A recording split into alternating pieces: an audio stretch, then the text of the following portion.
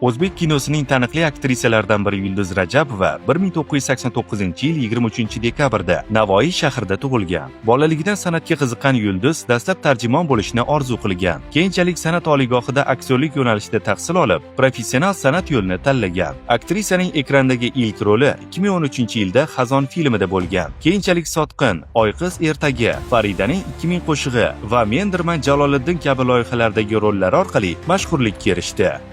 Sizni Alloh uchun sevadur men. Rozi bo'ling. Kim o'zi o'sha Hafizullohman? Nahotki uni kimligini hali ham tushunmagan bo'lsangiz? Qurolingni menga topshir. Sen rejalarimni barbod qilyapsan. O'tinchi qiz, bor o'tiningni ter.